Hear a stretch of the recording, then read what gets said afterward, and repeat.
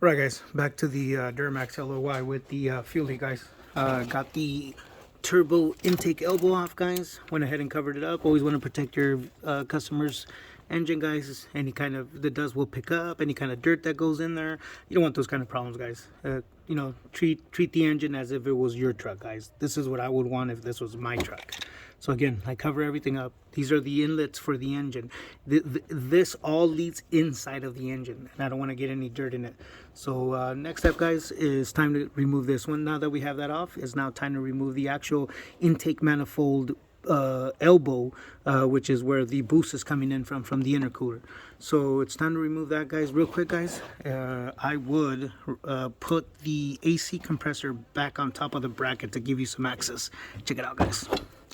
Right there, as far over as you can, so that way you can go ahead and be able to access anything in that location, and you're not struggling with things in the way. Okay, so again, guys, it is time for this elbow to come off. Obviously, I already showed you guys right here how a lot of these things are brittle and broken, so this wiring is able to move over. These are the two nuts on this side for the EGR valve to intake elbow. This elbow too, it's a two-piece, so you're gonna have to take this bolt off and this nut off. And also, guys, on the other side there is also excuse me, guys, so also on this side, guys, you have this bolt, and you also have a nut right here, guys. I don't know if you guys can see it right there. There's a nut right there, and there's a bolt over there, guys. Both of those got to come off too. Also, guys, the actual boost hose, you need to loosen up this clamp, 11 millimeter again. These are all 12 millimeters up here at the intake elbow. Go ahead and grab it, move it back, and move it over, guys, just like we did to that one right there. Okay, let's go ahead and get that done right now, guys.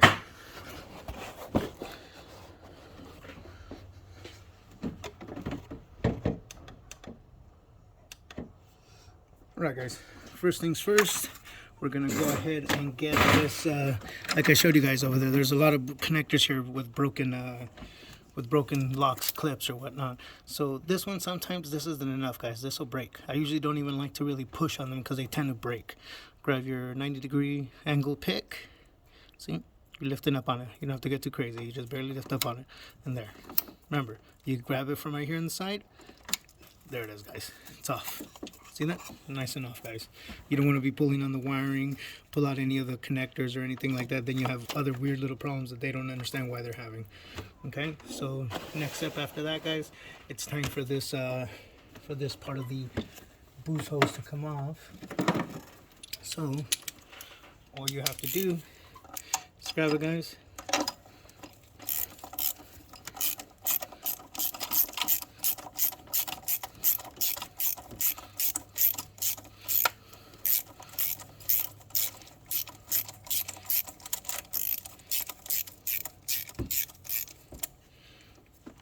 Guys, so that right there, luckily this clamp's already loose. Let's see if this hose is loose on its own. Yep, already loose, guys.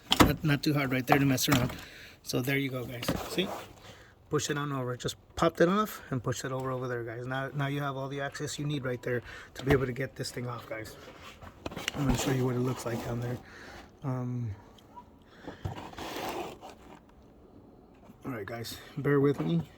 All right, guys, next step is to get that elbow off. I'll be right back.